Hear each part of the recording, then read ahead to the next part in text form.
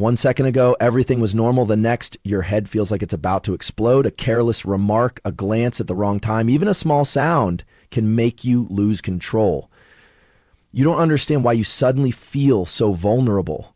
But one thing is certain, if you don't train your mind, it will lead you into the darkest places, and you won't even know it. Have you ever had a day when just one small thing, a traffic jam, being late, an email missing, a period, ruined your mood for hours? Your emotions felt like frayed wires, sparking at the slightest touch. It's not because you're weak. It's because your mind has never been trained to stay steady in chaos. It reacts like a wild horse, powerful but directionless. And if you don't hold the reins, it will drag you to the ends of exhaustion, anger, and regret. Tomas's story is a vivid example. 33 years old, life relatively stable, job not too bad. Yet he carried with him a dangerous habit that many people, perhaps even you, are silently nurturing: suppression. He didn't speak up when insulted, didn't respond when misunderstood, didn't express himself under pressure. Tomas didn't explode in front of coworkers, didn't argue with friends, didn't slam tables in meetings, but he burned every night, in his home, in his head, in the smallest things, like a neighbor's loud music or a broken toaster. When you don't dare face what's happening inside, those things will find their way out. And when they do, they never pick the right time. The wounded ego, accumulated frustration, simmering disappointment, they will erupt when you least expect it. You don't even know why you're angry. You just find yourself yelling, then regretting it. One summer night, Tomas completely lost control over a single comment from his partner. "You're always angry." Nothing deep, no accusation, just an honest reflection. But it was the final drop. He yelled, slammed the door, left, wandered the streets, and finally sat in a park bench as the sky began to lighten. What happened next was a turning point. Tomas opened his phone absent-mindedly. A video appeared. The text read simply, "You can't control what happens, but you can control how you respond." For the first time, he paused to listen, not because the video had magic, but because he had nothing left to lose. And that very night, Tomas discovered Stoicism. Marcus Aurelius, Seneca, Epictetus, men who had struggled with chaos like he did and found peace by mastering the mind. You don't need to wait until everything collapses like Tomas to begin training your mind. You can start this very moment. By recognizing this, the peace you're searching for doesn't come from a smooth life. It comes from your ability to stay centered even when everything around you falls apart. Your mind, if not guided, will choose the shortest, easiest, but also the worst path. Unconscious reaction. It will rush into the control room of your emotions and start giving commands. Get angry, shout, go silent, give up. And then you'll say things you shouldn't say, do things you'll feel ashamed of later, or worse, live a life consumed by unexplained anxiety. Training your mind doesn't mean removing emotion. It means teaching your mind that not every emotion needs to be acted upon. You'll still feel hurt, still feel pressure, but you don't have to react immediately. You can observe, wait 3 seconds, take a deep breath, see the situation like an outsider, and choose to respond instead of react. I'm not telling you this is a theory. I've been where you are. I've let my mind control me, let anxiety burn through every plan, let fear turn dreams into burdens. But little by little, each time I paused, breathed slower, thought before reacting, I started to see change. You don't need to be a philosopher to practice Stoicism. You just need to be someone who wants to live without being dragged by every annoyance, every dismissive glance, every criticism. When you begin training your mind, you don't become emotionally numb. You become someone with choice. And choice is true power. The question isn't how can people stop pressuring you? The question is, when pressure comes, can you hold yourself steady? When others lose their temper, can you stay silent? When everything turns upside down, can you still breathe? I'm telling you Tomas's story not for pity, but so you can see yourself in it. Because if someone like Tomas, angry, repressed, spiraling, can begin again with a single breath, so can you. Begin by looking straight into your own mind. Observe it. Place your hand on the reins and remind it from now on, you are in control. You don't need to wait until everything breaks. You just need to decide, I won't let this mind drag me around anymore because I am the one who leads, and that's when everything begins to change. Not on the outside, but from within, the only place you truly have control. No one is born calm. No one enters this world with an innate ability to stay at peace amid chaos. If you've ever thought that calmness is a personality trait, a gift reserved for a few Zen master types, that is precisely why you always feel like you're losing in the moments you need clarity the most. Calmness is not a gift. It is a skill. And like any skill, it only comes when you train it long enough, seriously enough, and sincerely enough. Tomas didn't find peace from watching one video. The only thing that happened that night was an awakening. But awakening doesn't change you, only action does. And what Tomas chose was to begin with small things, with behaviors he used to overlook. Before replying to someone, he paused for a breath. Before complaining, he re-examined the situation. Before getting angry, he went for a walk. You think that's not. These were the first steps to regaining control from his own chaotic mind. You think you'll change after a few tries? You're mistaken. Tomas still got angry, still flared up. But the difference was he no longer let his anger define who he was. And the same goes for you. You'll still feel stress when work piles up. Still feel your chest boil when someone says something absurd. Still feel disheartened when loved ones don't understand you. But if you can train yourself to pause, even for a second, to observe instead of react, you are opening a new path, the path of someone who rules over themselves. Calmness is something you must choose every day, not once and done. It is a series of small decisions no one sees. No one claps when you choose silence over arguing. No one hands you a medal when you walk away instead of lashing out. But you will feel the difference inside your chest, a stillness, a step back, an inner space where you are no longer the victim of emotion. I want you to realize this. No one praises you for being calm, but the world always respects those who are not easily shaken. It's not the loudest person who gets heard. It's the one who knows how to save their voice for the right moment. You don't need to get angry to show dissatisfaction. You just need to be present with a steady gaze, a short sentence, a posture that doesn't waver. And those things only come when you've spent time training during the moments no one sees. When you practice calmness, you are building a stable nervous system in a chaotic world. You are giving yourself the right to choose again. And the most wonderful thing is you don't need to wait until you're in a good mood to start. You practice calmness right when you feel most chaotic. Right when your heart is in turmoil, you pause. Right when you want to scream, you inhale. Right when you want to break things, you let go. That's not suppression. That is the art of mastery. You don't need to win an argument. You just need not to lose to yourself. And every day you are given countless opportunities to train this. When someone cuts in line, when a coworker says something unfair, when a loved one wrongly blames you. Every situation is a training room. Every rising emotion is a test. And if you train long enough, you won't have to try anymore. It becomes second nature. I used to think I needed to learn many things to become strong.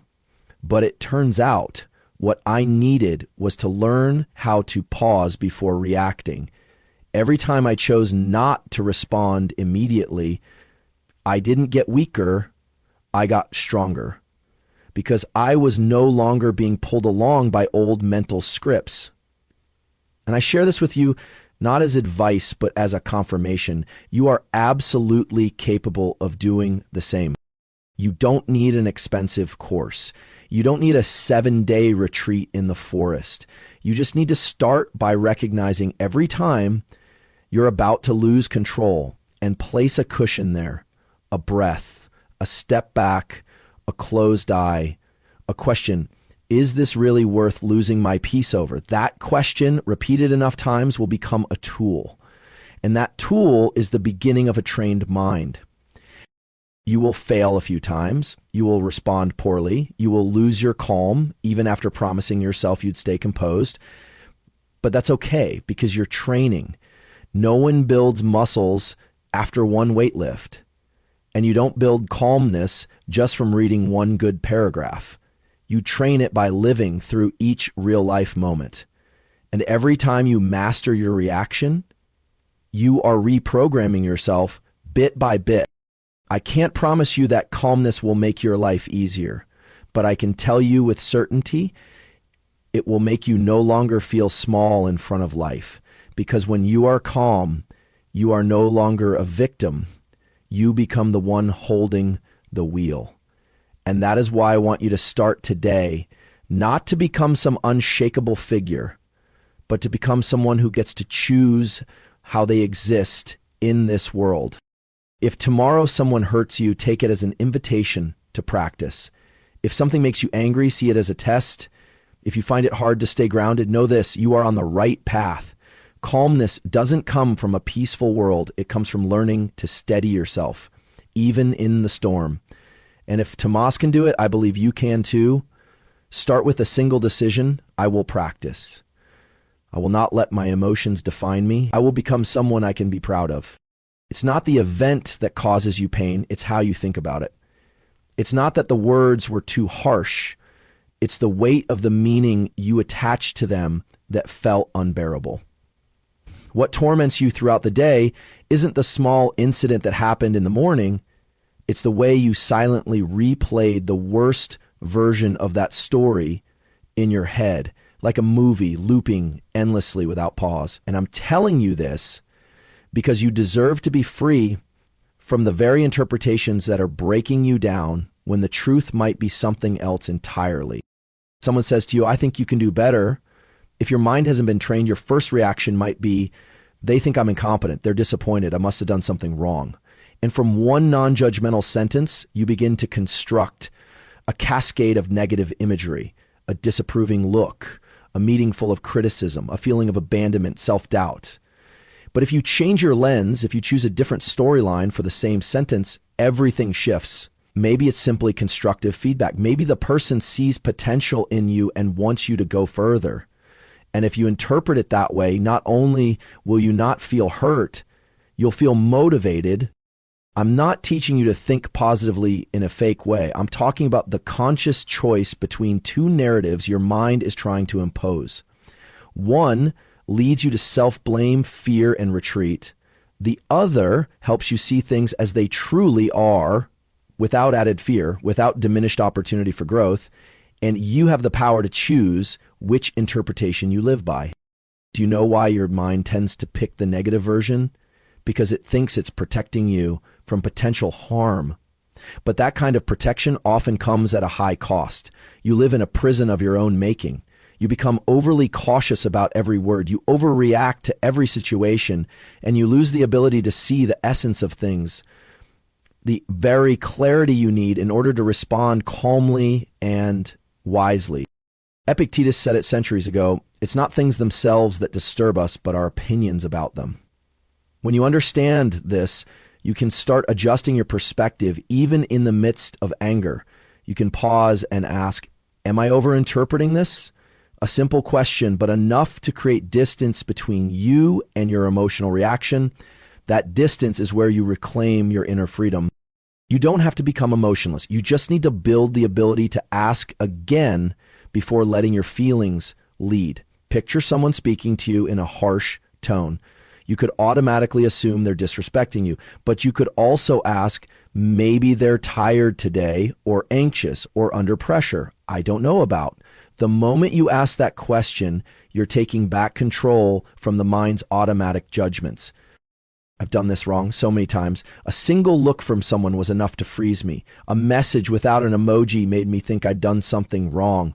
I used to believe people were judging me, abandoning me, disrespecting me. But over time, I realized I was the one creating these painful movies that no one else was even watching. And I lived in them, not for minutes, but for hours, for days, until I learned one truth. Events are just events. They mean nothing until you assign them meaning. And if you have the power to assign meaning, then you also have the power to change it. You can choose the version that gives you strength instead of the one that makes you feel small. Someone criticizes you. Maybe it's because they see potential they haven't fully expressed. A friend goes silent. Maybe they just need space, not that they're avoiding you. A short email from your boss. Maybe they're just busy, not devaluing your work. You don't know for sure, but you do have the right to choose your perspective until the truth becomes clear. And I hope you choose the version that doesn't hurt you unnecessarily.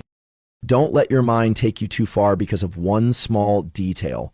A glance is not a rejection. Silence is not betrayal. A small mistake is not failure. Your mind may react as if a lion is stalking you, but the reality may be just a gentle breeze. You can choose how to feel again, and when you do, you're no longer a puppet of emotion. You become the one rewriting the script. I want you to remember this every time your emotions rise. This is just an interpretation, not an absolute truth. And if you train yourself to ask that question in every small situation, you'll feel the lightness return. You won't be dragged too far. You'll stay present with the truth, with the power to respond peacefully. You don't need to believe what I say. You just need to try it. Next time someone upsets you, write down two interpretations. The one you usually tell yourself and the one you could tell yourself if you wanted to stay calm. Read both, compare, and ask which version helps me live better right now. In that moment, you're training your mind not to avoid emotions, but to lead them intentionally. Not everyone will understand you. Not every situation will turn out positively, but you always have the right to choose the meaning you give it, and in that right, the right to choose, you'll find freedom. When you decide not to let yourself be controlled by negative interpretations anymore, you're giving yourself a gift more valuable than any external comfort, peace from within. Anger gives you the illusion of strength, but the truth is you're quietly and dangerously losing control. The moment you shout, slam your hand on the table, or throw out words sharp as blades, maybe the other person falls silent, maybe they step back. But inside your own mind, something deeper is happening. You've just handed over the reins of self-control to a short-lived emotion, and that never leads you to the outcome you truly want. Anger makes you feel like you're in charge. But let's be honest, how many times have you said things you couldn't take back? How many times have you regretted a reckless reaction? How many relationships have fractured just because you didn't stop in time? And even deeper, how many times have you felt weak after unleashing your anger? Not because you were wrong, but because you let your mind cast you in a role you never wanted to play. I'm not telling you to suppress your anger or pretend you're not upset. I'm pointing out a truth. Anger isn't strength. It's a primal reaction of an untrained mind. It's a sweet trap that fools you into thinking that being louder, faster, more aggressive means you're gaining ground. But the truly strong are those who know they could react and still choose not to. Will Smith had what should have been the greatest night of his life. Millions watching. Decades of hard work leading to that stage, but a single comment from Chris Rock and one uncontrolled reaction reversed everything. He walked up, slapped someone live on international television, then walked back down as if justice had been served. But what justice was restored in that act? None. Only a shattered image, diminished respect, and millions who now remember him not for the win, but for a moment of lost control. I'm not telling you that story to judge Will Smith. I'm telling you because you and I have had moments just like that. The only difference is there were no cameras. You too have walked into a room, snapped at someone, and walked out feeling hollow. You once believed that anger was necessary to be heard, but the only thing anger really does is cloud your ability to think clearly. And when you lose clarity, you lose the most important thing, yourself. Seneca once wrote, "The angry man suffers more than the one he injures." That quote isn't just true. It cuts like a scalpel. It slices through the illusion that violent reaction delivers justice. Because the moment you act on raw emotion, you've already lost. Not on the surface, but deep within. And you know that truth well. Each time the silence after rage settles in. So how do you take back the wheel before anger drives you off course? Start with awareness. Emotions are waves. They surge, sudden and strong, but they pass quickly if you don't cling to them. Neuroscientist Jill Bolte Taylor discovered that an emotion like anger biologically only lasts about 90 seconds. You heard that right, 90 seconds. But why do some people stay angry all day, even all their life? Because they keep replaying the story in their mind. They feed it, nurture it, build upon it. And anger ceases to be an emotion, it becomes a habit. Next time you feel your face flush, your breath quicken, your palms clench, do nothing. Count to 90, breathe deeply, not to suppress, but to create space between you and your primal reaction. That space is where you reclaim control. If you sit still, anger will pass like a cloud, but if you react instantly, you don't just lose composure, you lose yourself. You can use movement to defuse it. Stand up and walk. Inhale deeply, exhale slowly. Clench your fists and release. A few simple actions are enough to discharge excess energy before it explodes the wrong way. Don't underestimate this. Small actions can prevent major consequences, and if you're not sure what to do, just ask one question. Will this still matter a week from now? If the answer is no, then you already know what to do. I don't wish for you to become cold-hearted. I wish for you to become someone who chooses. Anger is not evidence of being right. It's just a sign that your emotions have taken control. Every time you choose not to react, you are not becoming weaker. You're simply refusing to enter a battle that has no worthy reward. You can't avoid provocation, but you can choose not to let it steer you. And when you can remain composed in front of what once set you off, you're no longer easily hurt. You become someone who can't be manipulated, not because you're numb, but because you've learned how to master yourself. Emotions are not the enemy, but if you don't know how to lead them, they will turn you into someone even you don't recognize. And I don't believe you want to live like that, because you deserve to live as someone who knows what real strength is. Inner control, not outward reaction. Silent conviction, not hollow yelling. And if you can pause before anger speaks, you're not just preserving the dignity of others, you're preserving your own. In a noisy crowd, the person who speaks the least is often the one who draws all eyes. In a room full of arguments, the one who doesn't rush to respond is the one holding the upper hand. And in a world that glorifies loudness, you'll come to see a quiet but undeniable truth. Calmness doesn't make you weaker, it makes you formidable. You've seen this image before. Someone walks in, not trying to grab attention, not trying to dominate, but with just one look, one slow breath, one firm tone, they change the entire atmosphere. Not because they overpower others, but because they aren't swayed by what's happening around them. And I want you to know you can absolutely become that person. No need to force it. No need to shout. You just need to train that steadiness within. You don't need to respond to every word. You don't need to react to every provocation. A person mature in spirit knows that timely silence is the highest form of mastery. They don't need to win every small battle because they're busy winning the bigger one, victory over themselves. And I share this with you not to paint an unreachable ideal, but to remind you calmness is something you can train, And when you have it, you are no longer easily hurt like before. Imagine a battlefield. Shouts, weapons clashing, cries from those who've lost their way.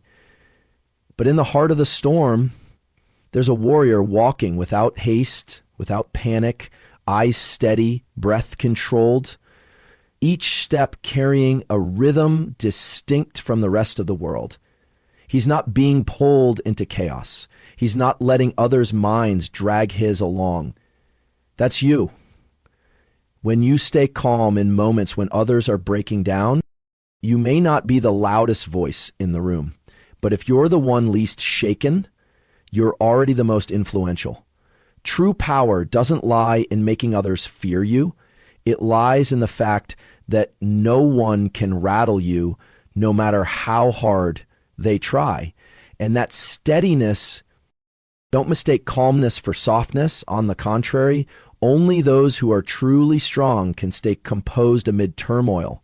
The weak need to display anger to create an illusion of power.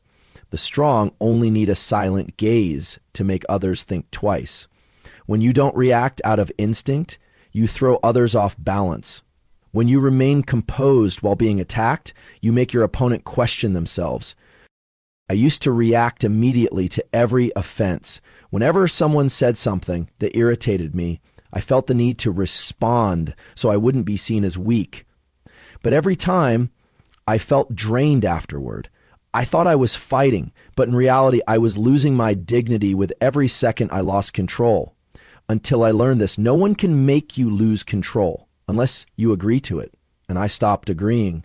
From then on, I no longer needed to win every argument. I just needed to keep my clarity. Calmness is a kind of presence. It doesn't come from trying to act composed. It comes from within when you no longer feel the need to prove anything, and you build that presence through very small actions, slowing your speech when others rush, staying quiet when others shout, stepping back when others charge forward.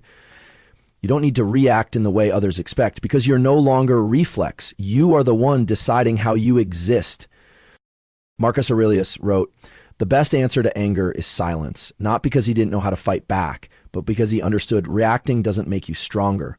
Observing and waiting for the right moment does.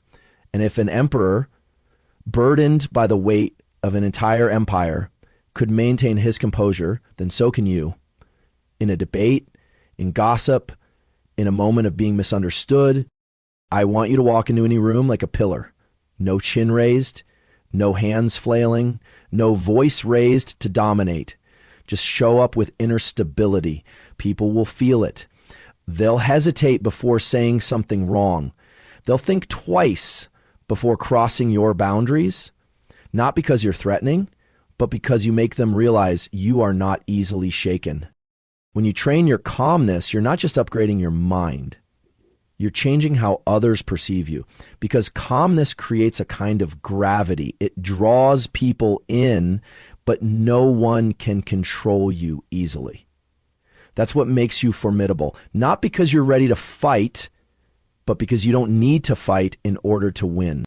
And I want you to begin that today. Next time someone upsets you, don't respond right away. Step back, breathe deeply, observe. And if you choose to stay silent, do it not because you're overwhelmed, but because you've chosen to keep the power in your hands. That choice, repeated enough times, will turn you into someone no one can easily confront, not because of your words, but because of your unwavering presence. Because your calmness doesn't make you weak, it makes you impossible to dismiss.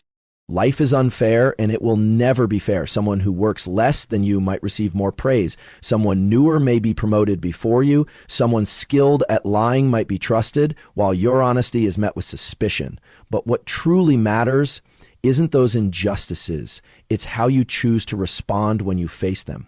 Because in a world where fairness is rare, the one power you truly have is the power to preserve peace within yourself. You don't need me to remind you of the injustices you've faced. They're still fresh in your memory, vivid in every detail. A time when you were rejected despite being the most qualified. A time when you were misunderstood despite your quiet efforts. a time when someone less capable overtook you. I'm not denying the pain of those moments, but I'm here to ask you a more important question. Will you let that injustice also rob you of your clarity, or will you reclaim the right to respond on your own terms? Marta is a clear example. She worked at the same company for 10 years, always punctual, always delivering, always trusted. When a new management position opened, she applied with a flawless track record. But the person chosen was a new hire, 6 months in, and just happened to be the boss's niece. You know that feeling. The wound isn't just from being passed over, it's from being made to feel invisible, as if all your efforts held no value. Marta could have reacted like many, angry, critical, quitting in resentment, but she chose differently. She didn't demand the world be fair. She didn't beg life to return her dignity. She chose to keep her dignity for herself. She didn't stay at that company, but she didn't leave with a defeated spirit. She left in search of a place that matched her worth. And today she mentors young professionals in a company where recognition comes not from connections, but from real value. I'm telling you this not to offer hollow inspiration, but to show you clearly you may not control what happens, but you always control how you respond. When you choose to remain calm in the face of injustice, you're not surrendering. You're refusing to let circumstances define who you are. Epictetus once wrote, "Don't wish for events to happen as you want them to. Wish for them to happen as they do, and you will find peace." That's not resignation. That's the active decision to release what you can't control so you can focus entirely on what you can, your own response. I know you want justice. I know you want truth to come to light. But sometimes if you insist that everything must be right before you can feel peace, you will live in endless frustration. And that won't make the world any fairer. It will only exhaust your mind. You can't change the weather, but you can choose to wear a raincoat. You can't control others' moods, but you can choose to stay grounded in every conversation. And you can't stop people from mistreating you, but you can absolutely choose not to respond like someone who's been defeated. The truth is, fairness is not the operating principle of the world. It's an ideal we pursue. And you can't live in peace if your peace depends on everything being right according to your standards. Real peace only arrives when you no longer depend on external fairness to preserve your inner value. You can start with a simple challenge, one day without complaining, no complaining about the weather, traffic, your boss, your clients, or anything beyond your control. Every time you're about to speak, pause and ask yourself, is this really worth losing my calm over? 9 times out of 10, the answer will be no. And you'll be surprised to realize that most things that trigger your anger aren't nearly as serious as they seem. Your calmness is the measure of your inner maturity. Not when things are going your way, but when everything turns against your expectations. And when you can still think clearly, you're no longer someone easily swayed by circumstances. You become someone with their own gravity, someone the world can't easily knock off balance.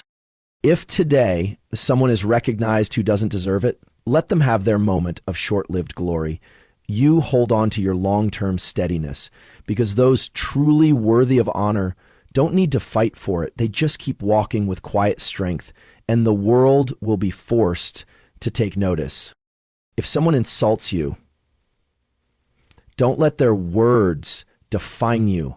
Let the way you maintain calm amid those words become the testament to your character, because the silence of someone grounded always carries more weight than the excuses of the wounded. I want you to remember this. You are under no obligation to react the way others expect. You have the right to choose calmness, even when you're being stepped on. You have the right not to retaliate, not because you lost, but because you've won on a deeper level.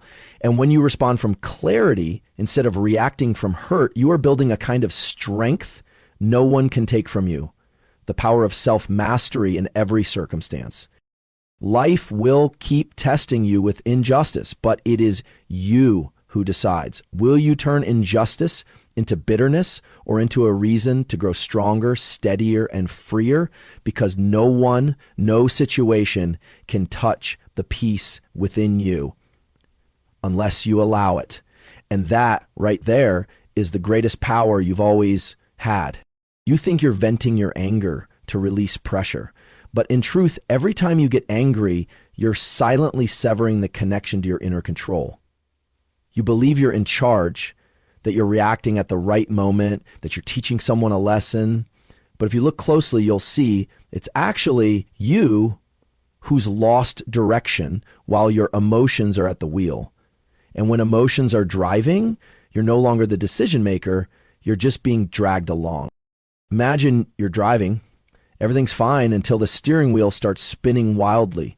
You try to keep straight, but it's useless. The car turns left, right, accelerates, no longer obeying you. In an instant, you're no longer the driver. You've become an unwilling passenger in your own vehicle.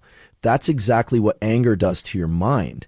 You think you're reacting logically, but in reality, you've handed the entire control system over to instinct.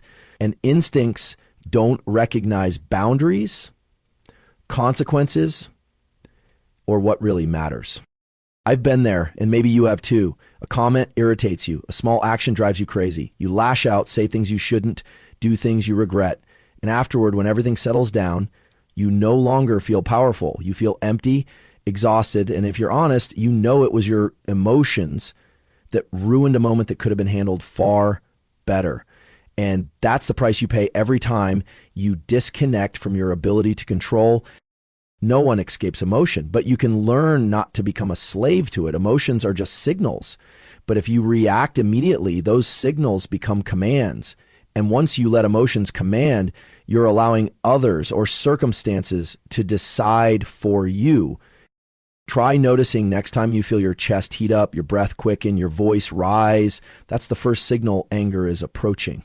That moment is the most valuable opportunity, not to act, but to pause, to flip the breaker, to activate what I call emotional airplane mode, just like putting your phone into a non-connected state. You don't respond right away. You don't react instantly. You temporarily disconnect from the outside to stay connected to what's inside. I've applied this even in seemingly minor situations, a family meal, when someone says something thoughtless. Before I would react, defend myself, or silently retreat in irritation. But now I choose to shut down the reaction. I breathe deeply. I stay silent. I look them in the eye, but I don't let their words carry me away. The result? Not only do I preserve my peace, but the person across from me also realizes I'm not easily controlled. You can try a very simple question I use whenever I'm provoked. Do I really want to hand over control of my emotions to this person? And 9 times out of 10, the answer is no. Not worth it, not necessary, not deserved. You stay quiet, not because you're afraid, but because you've grown wise enough to understand explosive anger only offers short-term victory and long-term loss. You're not here to satisfy a momentary ego.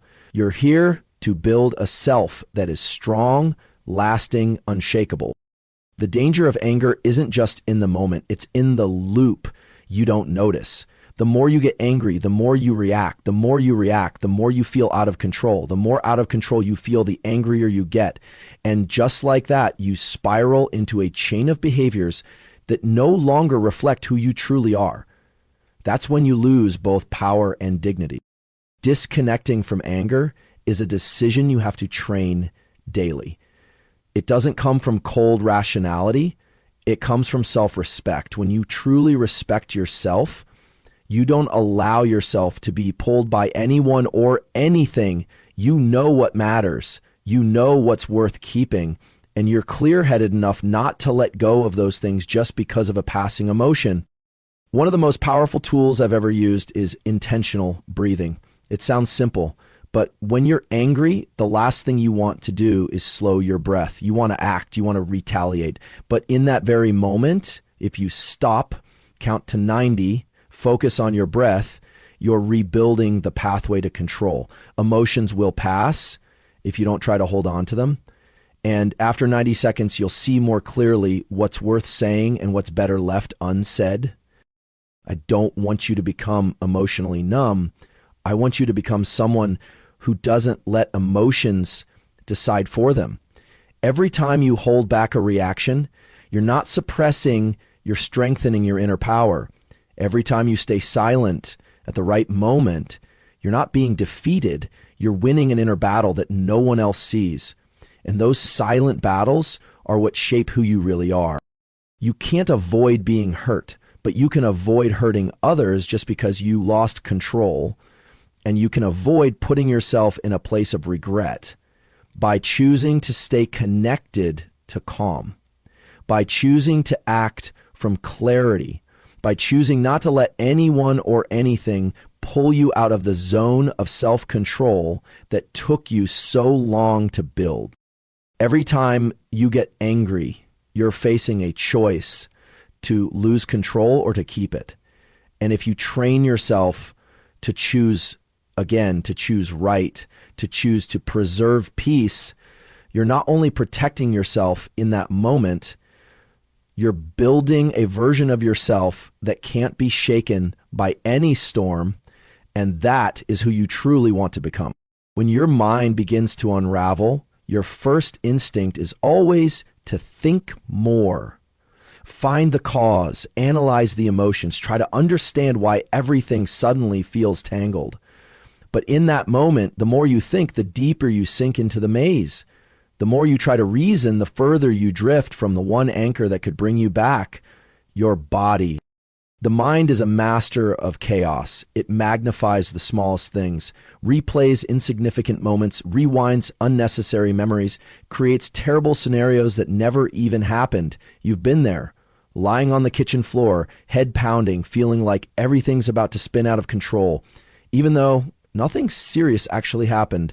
Just an unanswered email, a ringing phone, a look from someone. Each small thing accumulates into a storm. And you sit there unsure what to do with yourself. What you need in that moment isn't more advice, not an inspirational quote, and certainly not a solution from someone else. What you need is to return to your body. Feel your feet touching the ground. Notice your breath has grown shallow. Sense the tension in your muscles. The moment you become aware of that, you've already stepped out of the first layer of chaos, the unconscious zone. I've tried many times to think my way out of chaos. I wrote things down, asked questions, analyzed.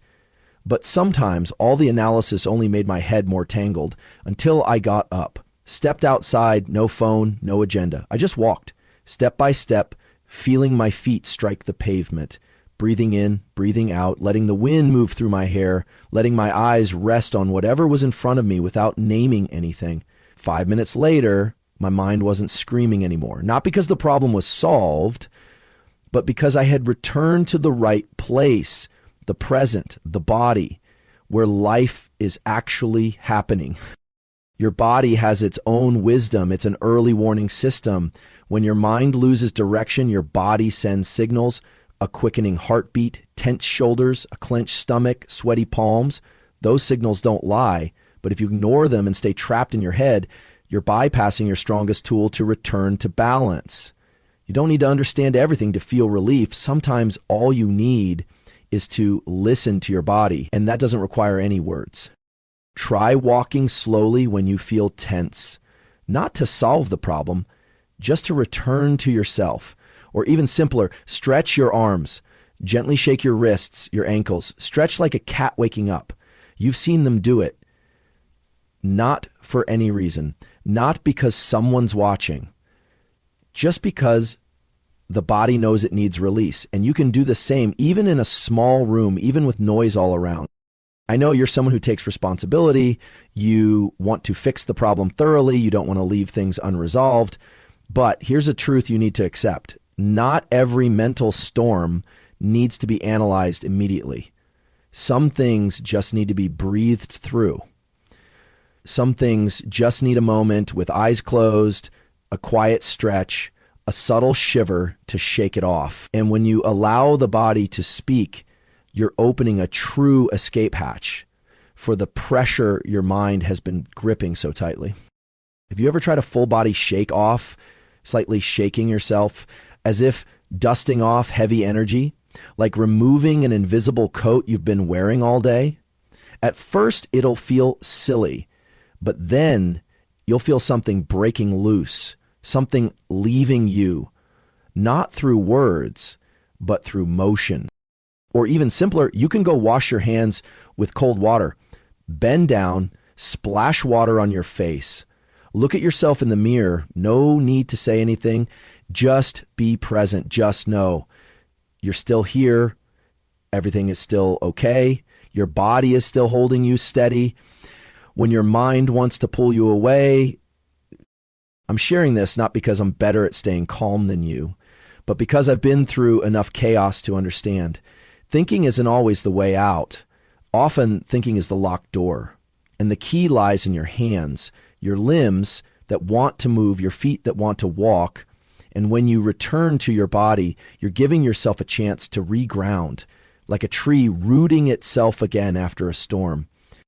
One method I often use is aimless walking. No step counting, no music, no questions, just walking. Each step is a silent affirmation. I am here, not stuck in my head. And the amazing thing is, after just a few minutes, my mind is no longer chaotic. It doesn't need me to solve it. It just needs me to stop. If you remember only one thing from everything I've said, remember this. When your mind is in chaos, don't try to think more. Let your body lead you back to balance. No need for meditation, no need for advanced techniques. Just a deep breath, a moving hand, a bend at the waist, a gentle neck roll. Those actions, small, quiet, are the doors that open into the calm you've been searching for. You can't erase all tension, but you can learn not to let it consume you.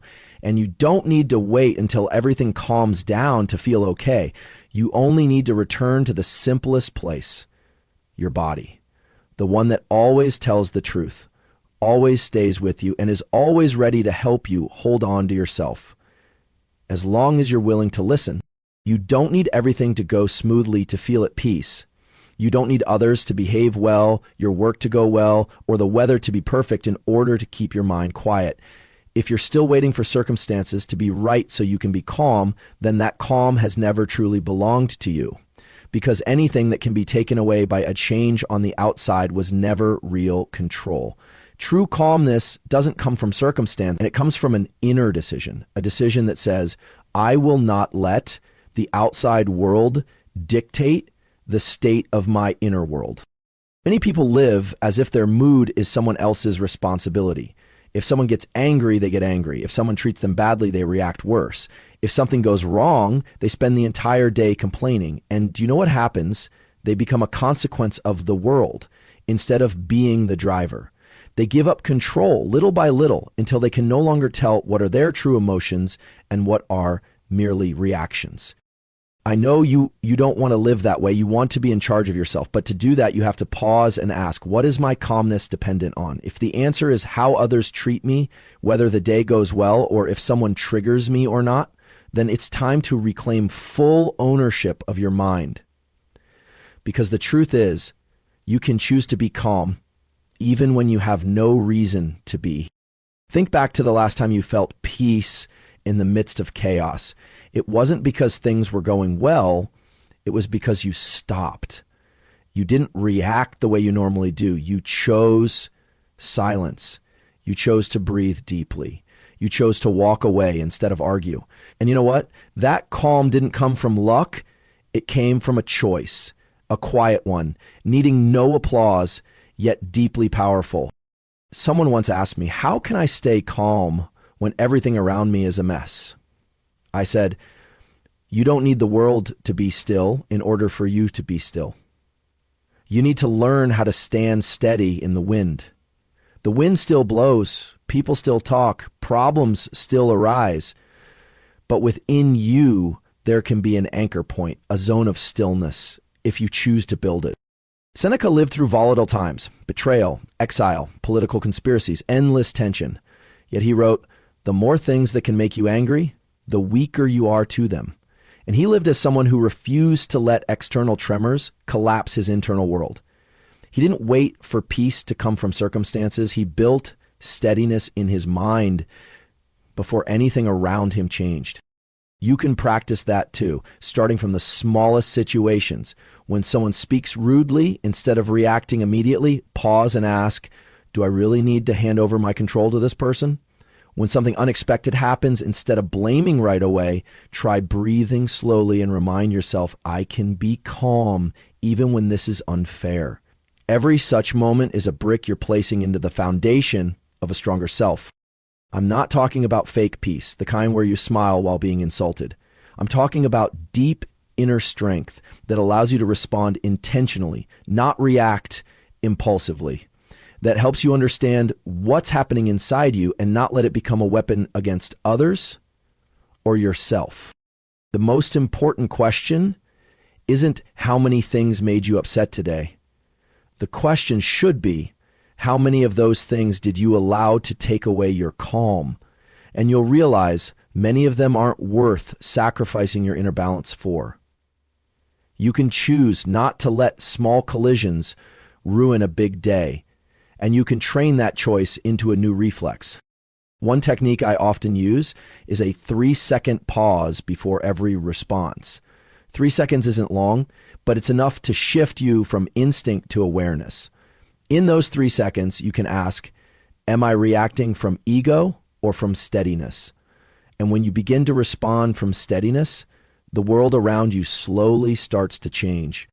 You can't control everything, but you can always control one thing, how you choose to live within what you can't control. And that choice is what creates the biggest difference between someone ruled by circumstances and someone who knows how to direct their life. Next time you feel overwhelmed, don't wait for the outside to change. Change the decision inside. Choose silence when it matters. Choose to walk away instead of lash out. Choose stillness, not because it's been handed to you, but because you've chosen it for yourself. Because calmness isn't a reward for the lucky. It's a quality built by those disciplined enough to hold onto themselves. And you can absolutely be one of them. No need to wait. No need for perfect conditions. Just one decision, repeated enough times, that you won't let this life decide for you what emotions you're allowed to have today. You are the one at the wheel. And calmness, if you want it, is always within your reach. You are not what has happened to you, not the betrayal you endured, not the failure you experienced, not the person who hurt you or the one who abandoned you when you needed them most. All of those things are events, but how you respond to them, that is who you truly are. You are shaped not by circumstances, but by the choices you make after going through them. I know there are things that are hard to accept. Someone you trusted completely let you down. Someone else took the opportunity you worked all year for. An unexpected event stole away all your plans. Your first reaction is often to ask, why me? And if you're not careful, you'll start carrying that question as part of your identity. You'll begin to retell the same story, where you're the victim and the world is cold and cruel. But you have the right to choose differently. You can set down the victim role. At any moment, you can rewrite yourself from a character who reacts to one who acts, because you can't control what happened, but you always control what happens next. And what happens next depends on you, not the person who hurt you, not the situation that knocked you down. Brian L. Betty Oliver is a vivid example. Born with a condition that confined him to a wheelchair from a young age, limited physical ability, a future seemingly confined to the word helpless. But instead of imprisoning himself in the definition that circumstance offered, Brian chose to rewrite himself. He didn't seek pity. He chose humor, creativity, the courage to show up, to enter the world of cinema with the wheelchair, with a limited body, but with an unlimited mind. And not only did he step out of the image of a victim, he made the entire world reconsider what ability truly means. I'm telling you this because you can do the same.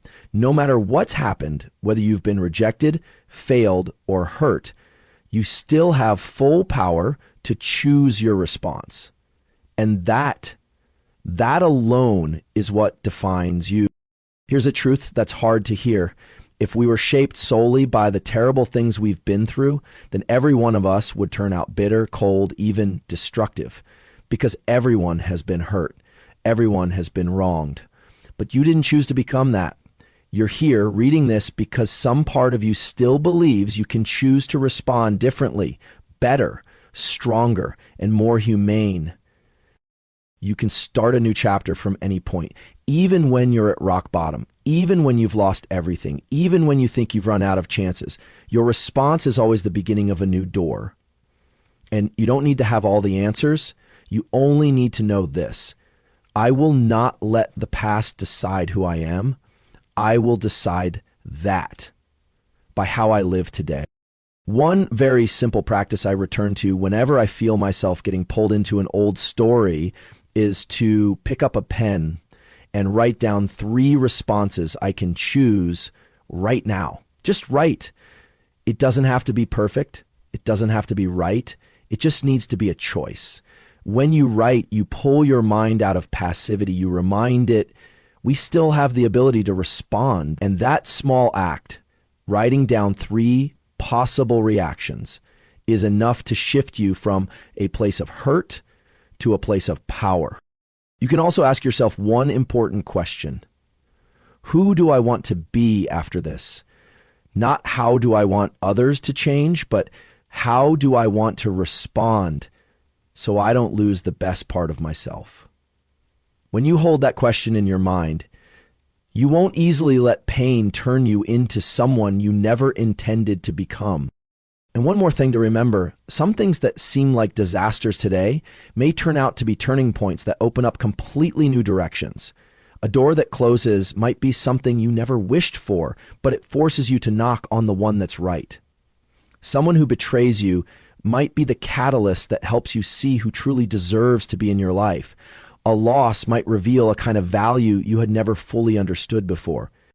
But you'll never see those things if you let yourself drown in immediate reaction. If you stay tied to the old story, you'll forever live in the shadow of the past. Only when you're brave enough to step out, to begin again on a new page, will you truly take control of your life's narrative. You can't choose what comes to you, but you can absolutely choose what remains in you after it passes. You can choose to hold on to dignity, to hold on to kindness, to hold on to your fighting spirit. And if you can keep those things, you won't just get through, you'll rise. I want you to leave this page with one thought, simple but profound. I am not what has happened to me. I am how I respond to it. And each response is a declaration of the identity I choose to build. No one can take away your power to choose. No one can write the rest of your story but you. And you can begin again today. You don't have to wait for anything to change. You only have to choose to respond differently, more calmly, more intentionally, and more in line with the person you know you can become. There is nothing closer to you than your breath, and there is nothing you neglect more than your breath. When you're tense, you hold your breath without realizing it. When you're angry, your breath becomes rapid and fragmented. When you're anxious, your breath is pushed up into your chest, short, shallow, rushed.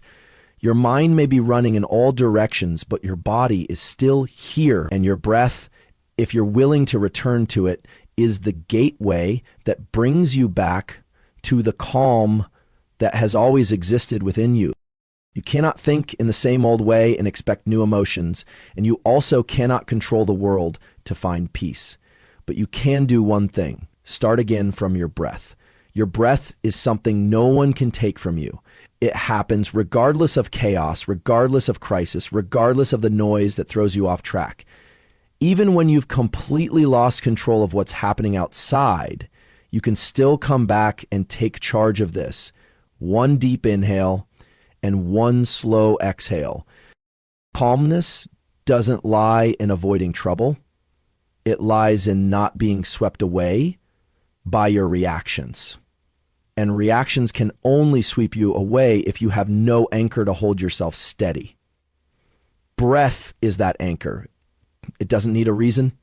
It doesn't need perfect timing. You just need to breathe and be aware that you're breathing. That alone is enough to pull you out of a spiral. I've worked with people who live under constant pressure, emergency doctors, firefighters, elite athletes. They all have one thing in common. They can't avoid stress, but they train themselves in a skill that each of us can learn too. Conscious breathing before entering the operating room, before stepping onto the field, before facing a critical moment. They pause, inhale deeply into the belly, exhale slowly, and then they step into the moment with a different kind of inner strength.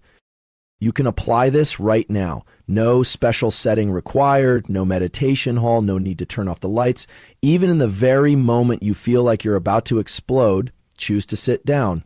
Place your hand on your belly, inhale for 4 seconds, hold for 4 seconds, exhale for 6 seconds, repeat 4 times. You will find that you've just created a gap between yourself and the impulse. And that gap is the space where you regain your sense of agency. Many people think emotional control is a huge task that demands unshakable willpower. Not wrong, but in truth, that control always begins with small things you're willing to pay attention to, and nothing is smaller than a breath. When you train yourself to regulate your breath in every situation, you're quietly building a reflex for life, not to react impulsively, but to always pause before action.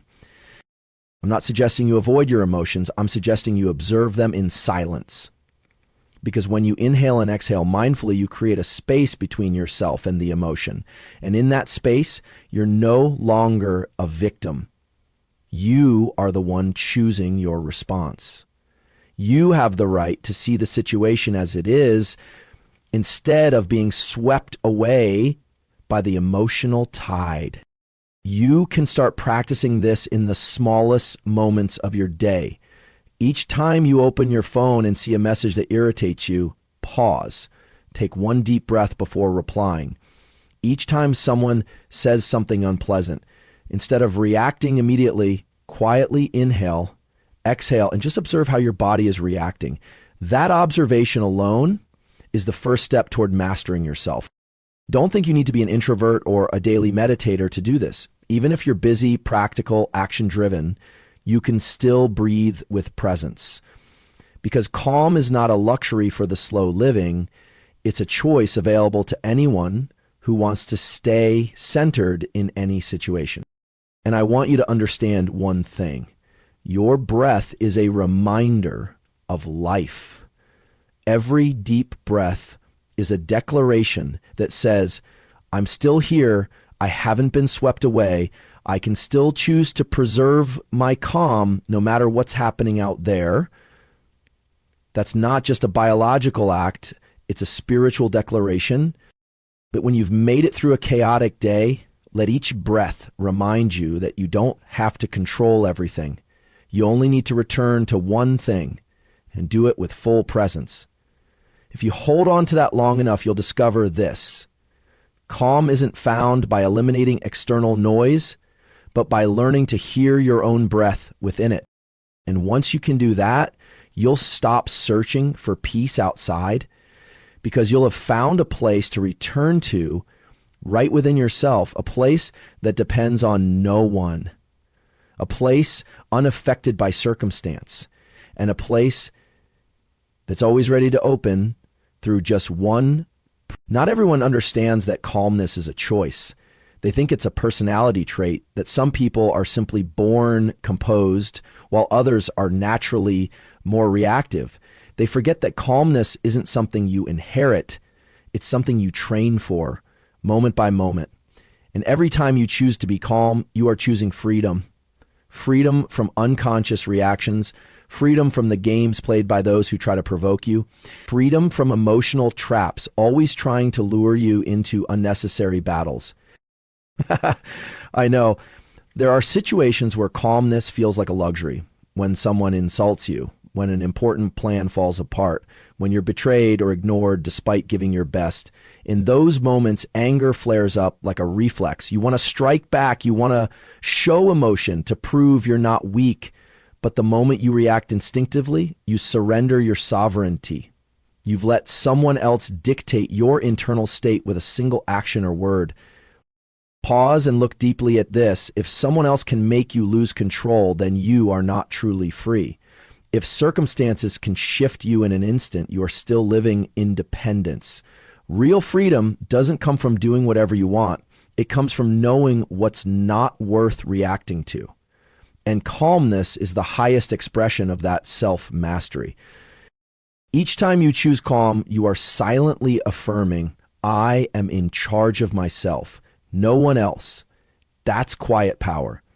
No need for words, no need to prove anything, just enough presence to resist being pulled in, enough awareness to not react blindly, enough strength to look directly at the situation and say to yourself, I will respond in a way that makes me proud. This doesn't mean you become indifferent or passive. On the contrary, calmness gives you the ability to see further. While others are lost in anger, blame, and confusion, you maintain a clear space within. That clarity allows you to see the full picture, make wise decisions, and most importantly, preserve your inner integrity. I've worked with people who must make life or death decisions within seconds. Pilots, rescue workers, surgeons, they cannot afford to let emotions drive their actions. They must train themselves to remain calm under all conditions because lives depend on it. And if they can do it in extreme situations, then you can do it too in your everyday life. The question is, do you want to train for it? Do you want to be free from habitual reactions? Or will you continue being swept away every time someone pokes at your soft spot? Do you want to take ownership of your life from within, or keep letting the outside world dictate your mood every single day?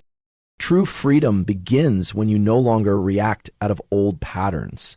And the only way to reach that freedom is by practicing daily. Observe, pause, breathe, and choose again. Choose a word that doesn't lash out. Choose a response that isn't rushed. Choose your next move, not from anger, but from clarity. Calmness doesn't just save you from trouble. It opens doors that hot-headed people never even see. A new opportunity, a meaningful relationship, a way forward you once thought was blocked. When you're calm, you can see things you would have missed in an emotional storm. And what you discover in that state, those are the things truly worthy of a self-led life. Think back to the last time you lost control. How did you feel afterward? Maybe in that moment, it felt like a release, but hours later, you probably felt regret for how easily you were manipulated. Now remember a time when you stayed calm during stress. Even without praise, you felt a quiet pride. That's the difference between freedom and dependence. One is a reflex, the other is a choice. I'm not asking you to become a statue. I'm simply inviting you to step out of unconscious control so that you're no longer a prisoner of what others say or do, so that you no longer burn energy on things unworthy of your peace, so that each day you can walk forward with clarity. I am the one who decides how I live. And if you still have doubts, try something simple. Tomorrow, choose one moment where you don't react the way you usually do. When someone is rude, when your work gets interrupted, when results don't go your way, pause, observe, breathe, and say to yourself, I can respond differently. Do this often enough, and you'll find that you're no longer living in an emotional cage. You're stepping out one step at a time, and every step is a declaration of inner freedom. Calmness is not weak submission. It is the clearest statement that you are in control of your life. And freedom begins with that very choice.